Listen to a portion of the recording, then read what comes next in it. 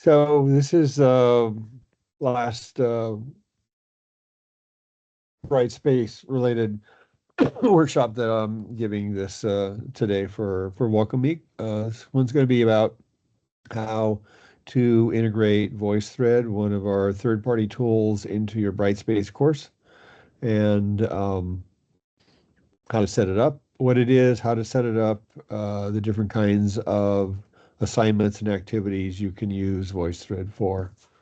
So let me go ahead and share my screen.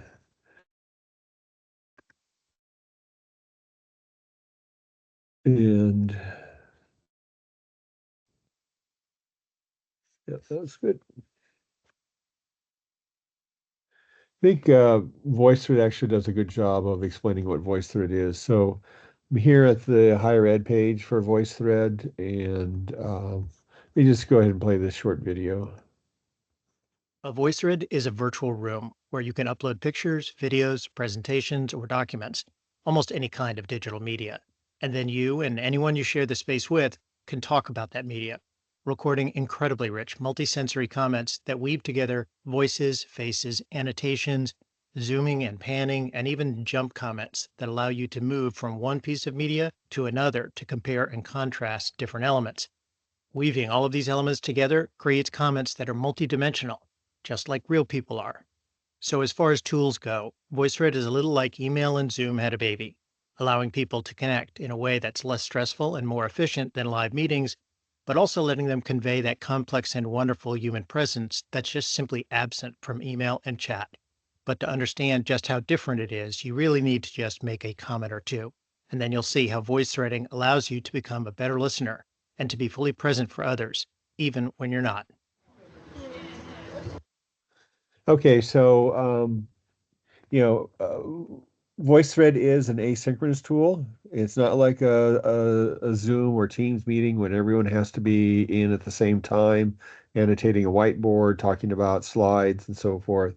So it's a little bit more convenient in that it is a situation where you and your students can come in at different times, but still provides an opportunity for some very rich conversations around uploaded media that can be images, it could be a slideshow if you're wanting to, give a presented lecture that students can access on demand in your course, conversations among your students around different kinds of digital media.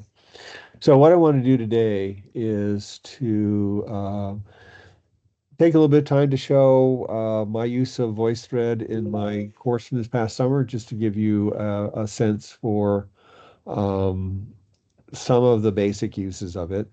Then we'll step through the process for how you would connect your course to a VoiceThread space that is associated with your course. And then we'll go through a little bit of the process of creating voice threads and then some of the different use cases. I know a lot of faculty use VoiceThread to do this kind of on-demand lectures, especially for online courses, but other uses as well. And there are a variety of assignments that you can set up that require students to either comment on or create or watch, your voice thread or create their own voice threads.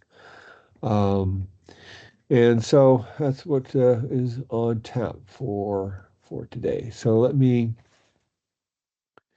um, let me talk first. Let me first go into my course and pull up a couple of examples of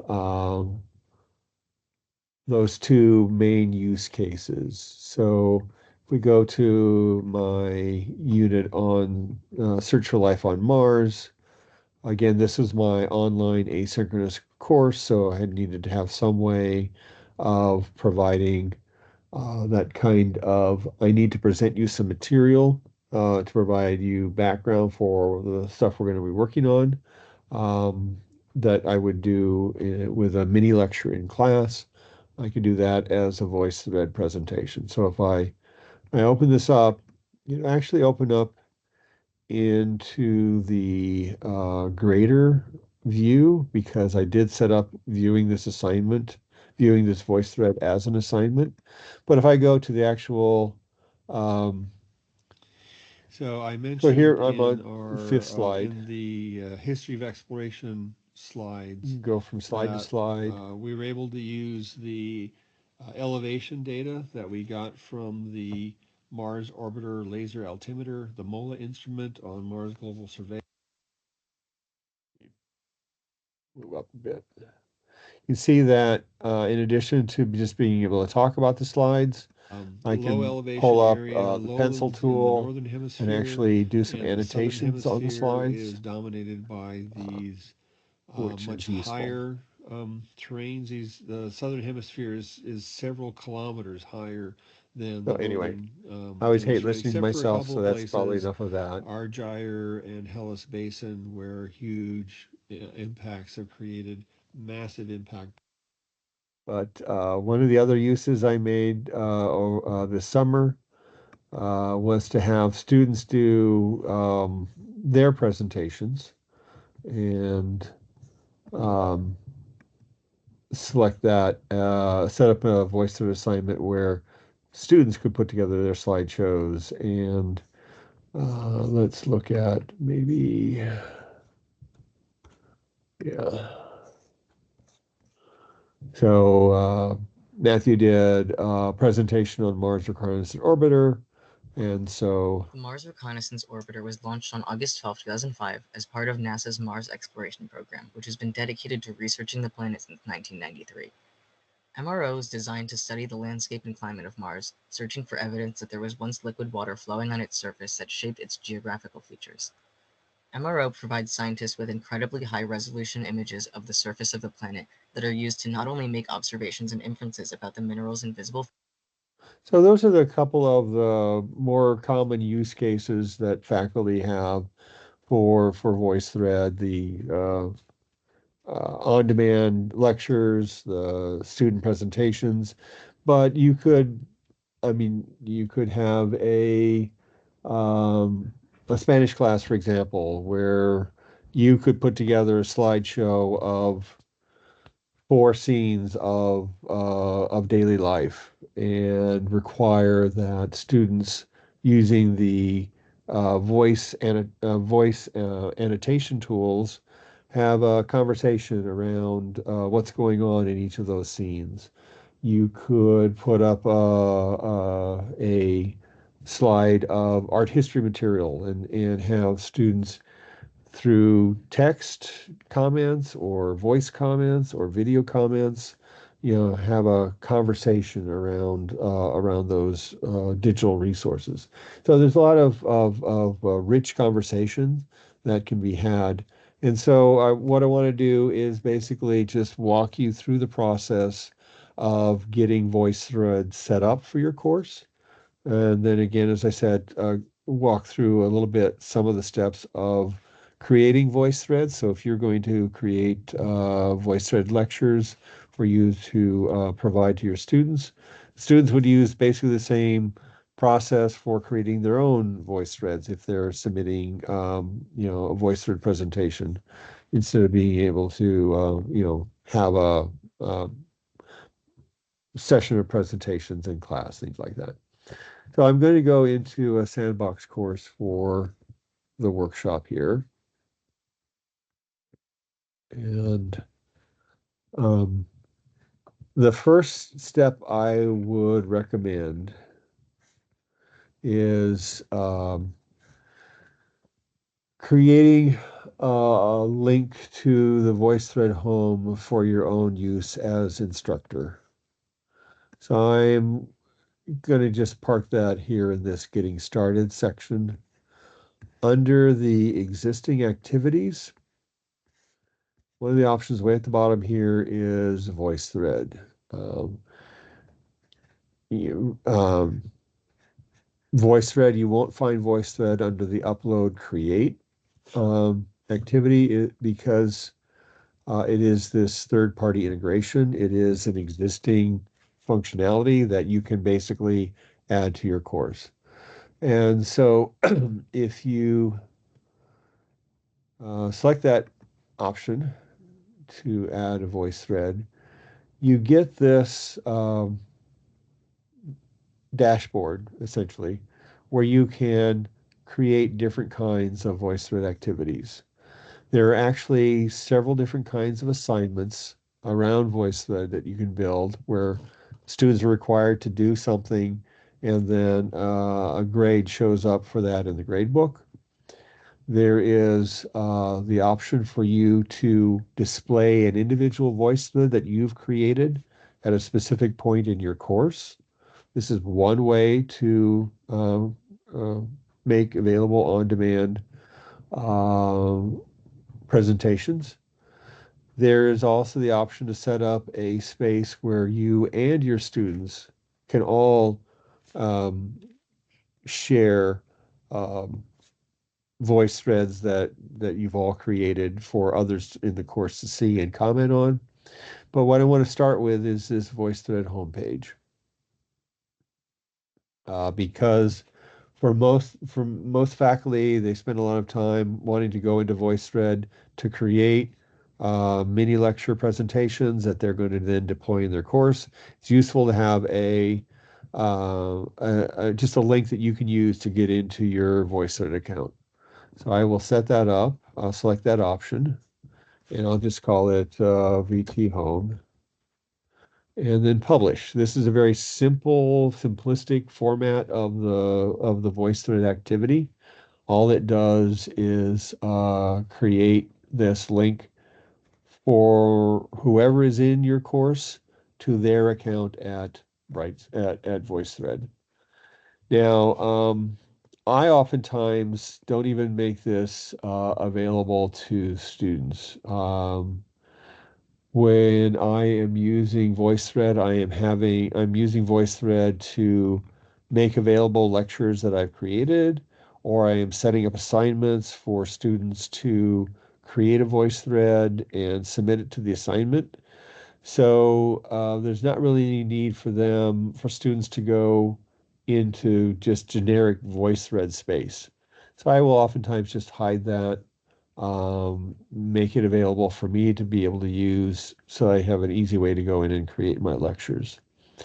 And if I click on that link, you will see that I am taken to my VoiceThread space.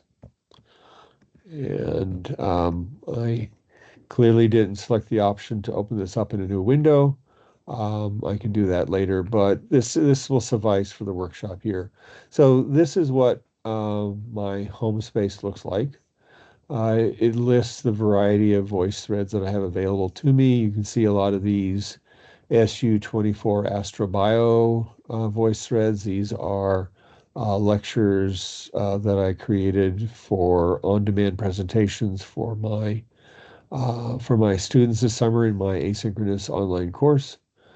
You can filter by voice threads that you own, which you're going to see many of the same ones here at the top, but you can also filter by voice threads that I've been subscribed to. And so here are some voice threads from the voice thread or from VoiceThread itself, talking about how to do what is a VoiceThread, video doodling, and so forth.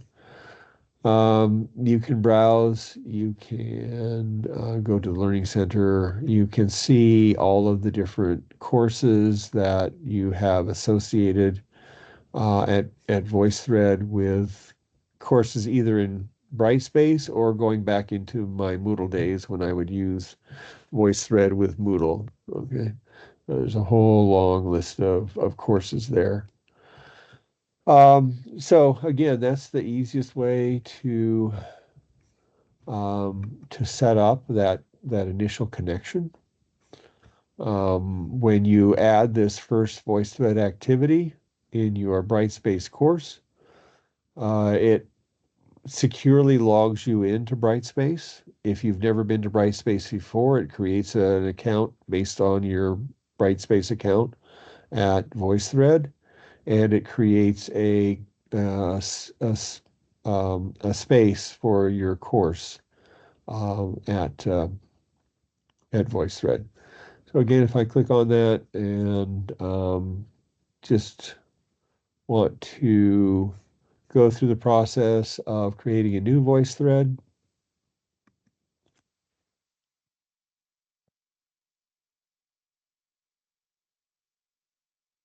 Um, it's essentially a process of assembling digital materials, whether they are PowerPoint or Google Slides or image files from your computer or some external source or recorded video or URLs. Basically, you are assembling materials into a series of slides. So it does have a slideshow kind of underlying format. And then once you have those materials assembled onto the different slides, you and or your students, depending on how you set up the VoiceThread, can use the different annotation tools to um, to comment, to discuss, to engage in conversation around the materials on those slides. I will upload from my computer in a minute, but just to show you, you can um, connect to your Google Drive. So if you do use Google Slides to put slideshows together, you can bring those Google slideshows into VoiceThread. You can get images from Flickr. You can take a picture. You can record video. What I'm going to do here is upload a presentation uh, from my computer. It was actually started out as a Google Slides presentation, so I could have used this option to bring it in, but I saved that Google Slide presentation both as a PowerPoint and as a PDF. And so I'm going to use those formats to bring that into the slideshow here. I'm going to go down into downloads, and here is Exoplanet Basics. Again, I've got it as both a PDF and a PowerPoint. VoiceThread can take in either kind. The PDF is a little bit smaller, so I'm going to upload that. And so it's uploading. It is working through the slides to working through the pages of the PDF, which correspond to slides in my original Google Docs slideshow, and has set up these 9 slides.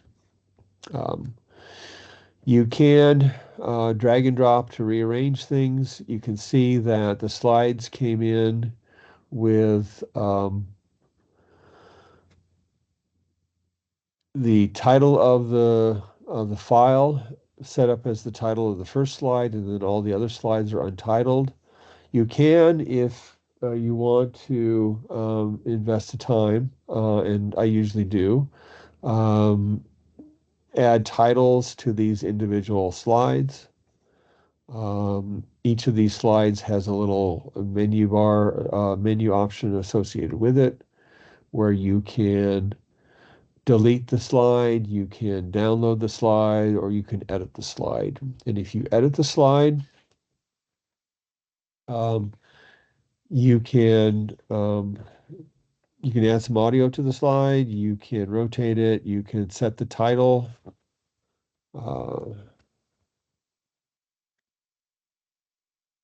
Astrometry method. You can link to, I mean, if there were a web page that you wanted students to be able to click on that slide and go look at that web page, you can provide that link here. You can put in a description of the slide, and when you finish with that, you can click Save Changes, and you have edited the slide. Okay. So this is just assembling the media. Um, the conversation comes from the annotations that you can add. And so if I select a slide, click on the slides object here, so I can look at, oh, great. Do that again. So I'm on, say, slide 2 or on slide 1. I can click on this annotate little plus symbol down at the lower right-hand corner here. You can turn on your webcam and record an audio comment, a video comment that way. You can just do an audio comment. This is probably um, the most used option in terms of commenting.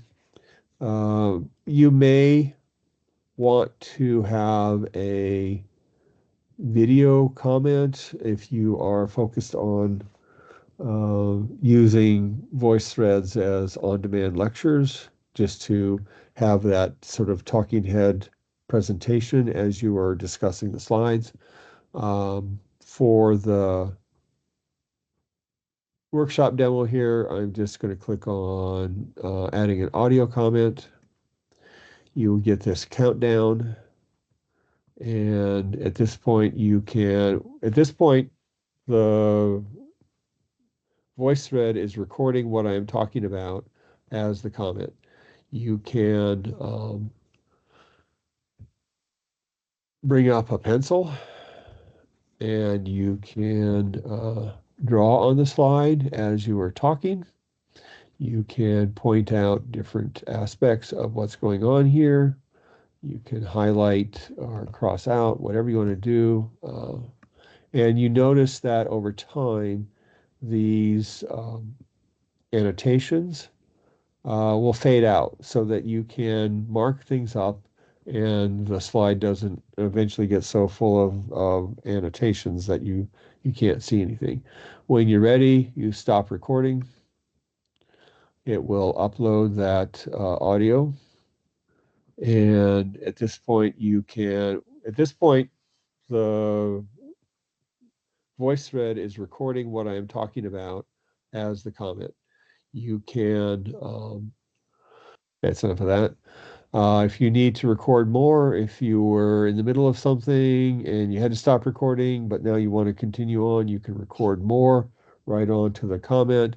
If you're satisfied with the comment, and maybe you're not satisfied with the first take, maybe you want to do it again, you can cancel if you want to redo it, but let's just click save, and this will be processed as a comment on slide 1 here. And at this point, and then when students are looking at this presentation, depending on how you set the presentation up, the presentation will automatically go from slide to slide, playing all of the comments. Or you can set it up so that students have to manually advance from slide to slide and click on the play button to hear the comments. So you could go through all 9. I could go through all 9 slides here and do that annotation. What I tend to do, since I have a tablet and a stylus, I don't know if those are showing up here in the little image down in the corner. I will on my MacBook go ahead and import the slides, but then oops.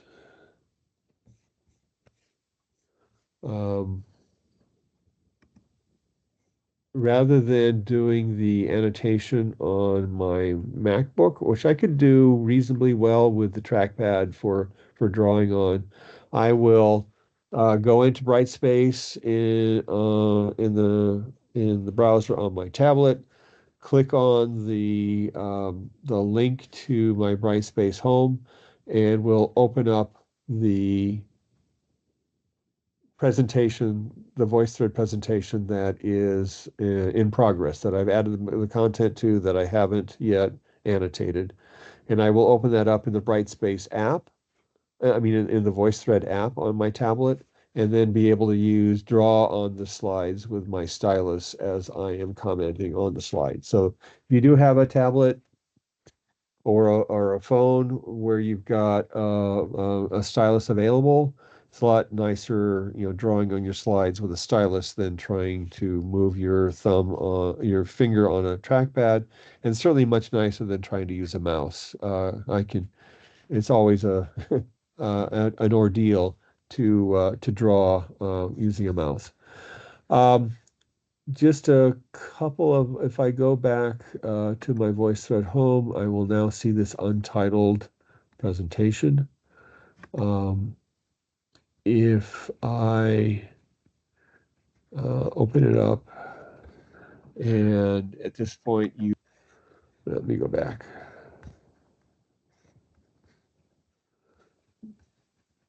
Just to,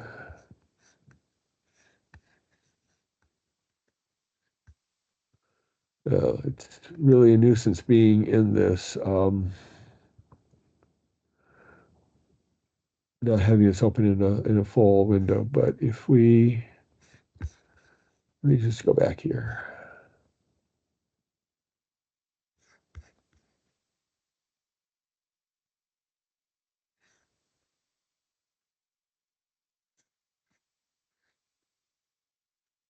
Open as an external resource.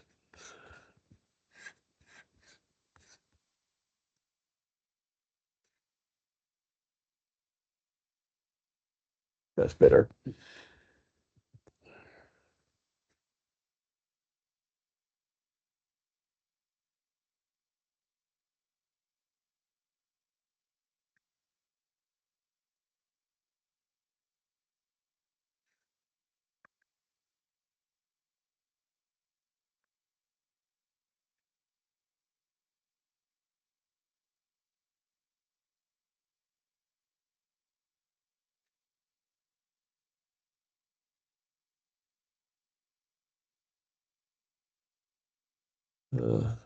Sorry about that.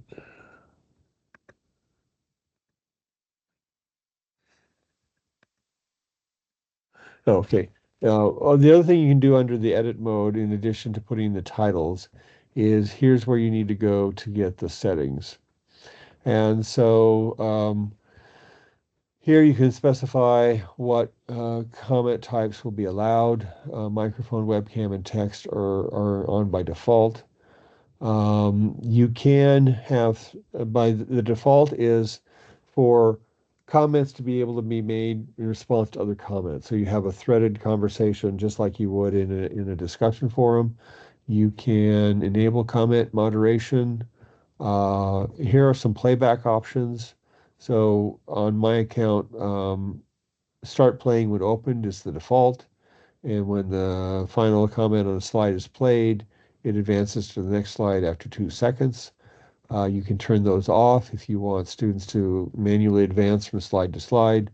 And then you can control what others can do with your materials. So again, that's if you edit the slide, and here, put in a workshop demo. You can come here under settings when you're editing the slide show to set those settings. So how then can you make use of this in Brightspace?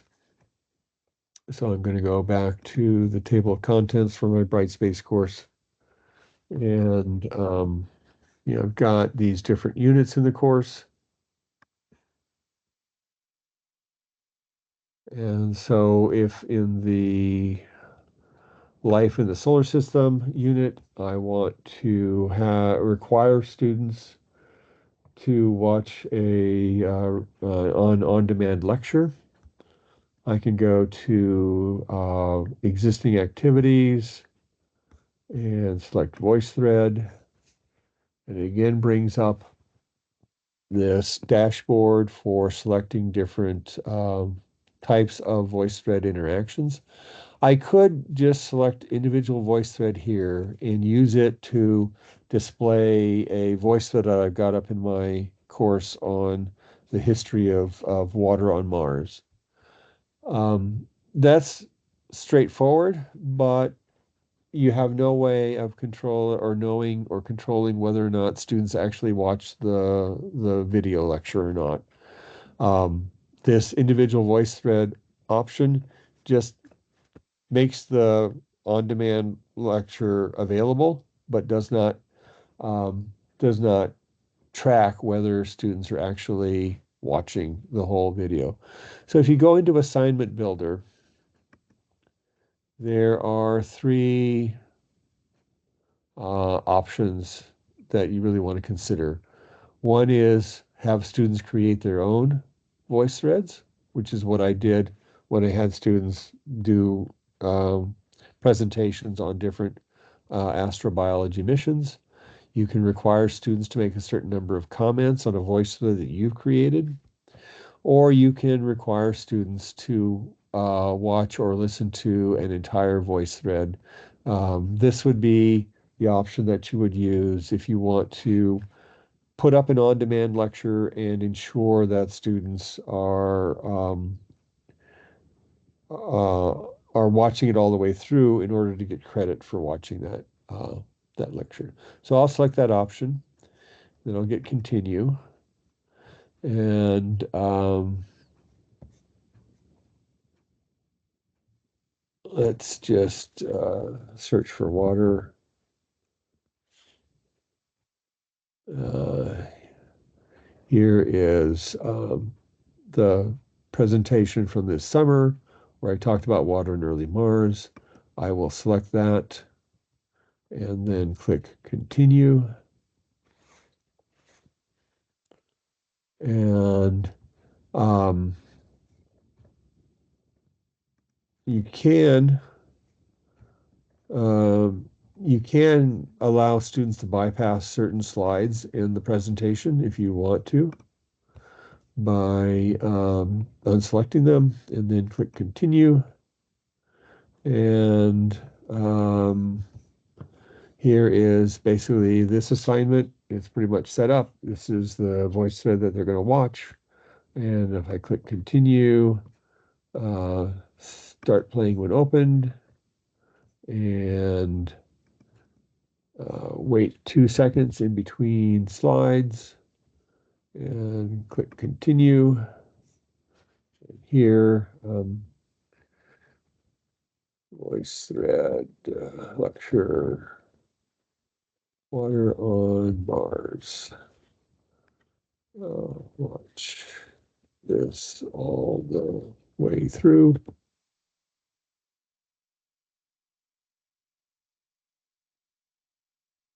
And click the button to get credit recorded in the gradebook.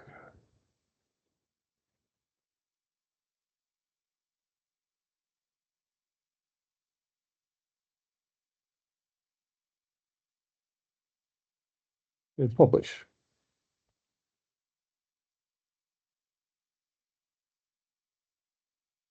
And this will now show up as a VoiceThread lecture link.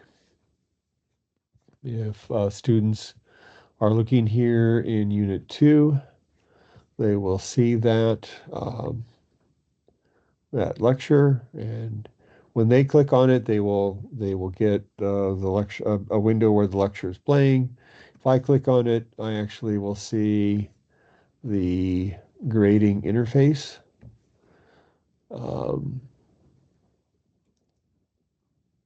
And so in a real course, I would have my students listed here.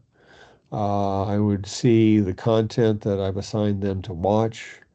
Students who have completely watched it and clicked on the complete button will show up as being graded automatically over here in the graded column.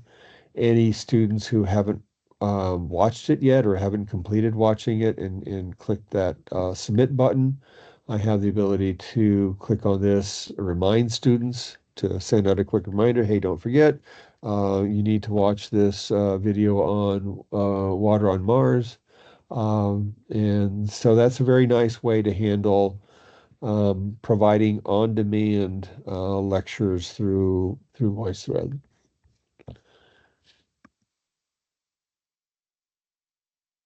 If we go, for example, to this last week of the course, and I want students to um, create their own VoiceThread on some project they've been working on in the course, and they're going to be turning in a paper and maybe an annotated bibliography. And I also want them to turn in their presentation of the materials through a VoiceThread. I can again go to VoiceThread activities and click on VoiceThread and go back to the assignment builder. And in this case, I'm going to select create and continue. And you can specify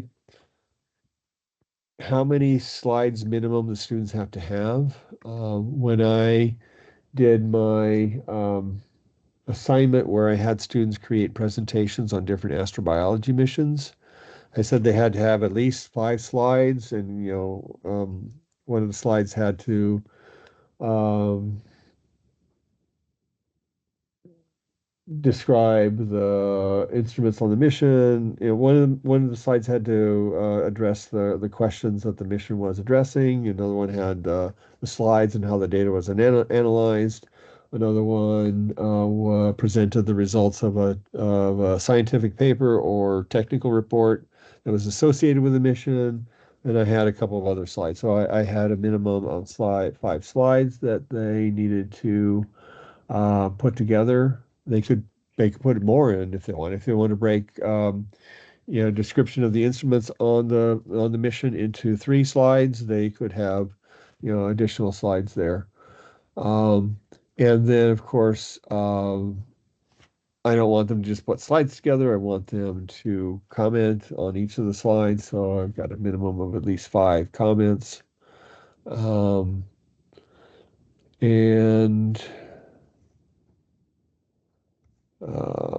click continue.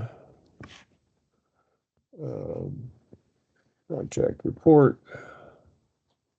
And here are the directions, and click publish.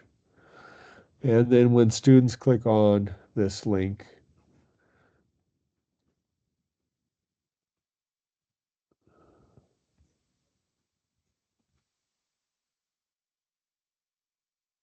they would be taken into they would be taken into this assignment area and have available to them any voice threads that they've already created, or the option to create a new one.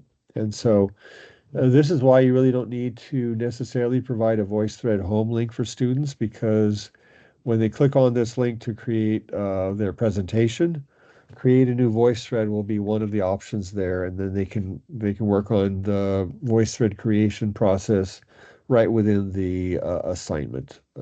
So they can navigate from that into their VoiceThread home and look at other voice threads that they might want to work on, but they don't have to. You can right within the VoiceThread assignment itself gives them the option to create their VoiceThread by uploading their slides and doing the annotations. Those are the primary use cases. Again, if we just go to add another VoiceThread, just to look over the options. Again, there is this course view. If you select this option, you create a VoiceThread activity where everyone, faculty and students, can click on it and can go into this course view space. And everyone then has an option to add an existing or new VoiceThread into this shared common area. So the thing with the VoiceThread create a VoiceThread assignment that I just talked about. Students are creating those voice threads and then they are submitting them to me for grading, but students can't see each other's voice threads. If you also wanted them to take the voice thread that they created and share them with their classmates so that everyone can see everyone's project, you'd probably want to set up this course view space and tell students that voice thread that you submitted for the assignment, share it here as well. And then just under assignment builder, just to complete, I mean, we talked about watching a voice thread. We talked about creating a voice thread. Commenting on an instructor's voice thread is this last option here. So that idea I had of, I'm teaching Spanish as a foreign language. I'm going to create a slideshow with 4 slides of home life. But I'm not going to put any comments on or annotations on the slides. I'm just going to create the bare bones slideshow. And I'm going to assign that as a VoiceThread activity. I'm going to require my students to go in and make, 5, 6 comments on various slides within the slideshow. They need to do it in Spanish. They need to reply to each other and have a conversation in Spanish around these pictures, these scenes of home life in Spain. So those are the main different kinds of ways that we probably want to use VoiceThread. Again, it provides a way to have very rich conversations around digital media of various kinds that are organized into these slide packages, and you can use them in a whole variety of different ways. I was thinking for my online course, if I were going to do it again, rather than have a big voice thread, or in addition to having a voice thread presentation that's due at the end, I was thinking it might actually be a good way to encourage student presence and instructor presence in the course by having the students just do a simple 1-slide voice thread at the end of each week saying, or maybe a 2-slide presentation. Put 2 slides together, one that's got an image of something, something you want to talk about as a main point that you learned this week, and another slide that's got an image that represents something that you found unclear, and do the clearest point, muddiest point kind of post lecture analysis, but do it as a very simple voice thread. Put a slide that's got an image of something that represents the main point that you think we covered this week, and talk about it for 30 seconds or a minute.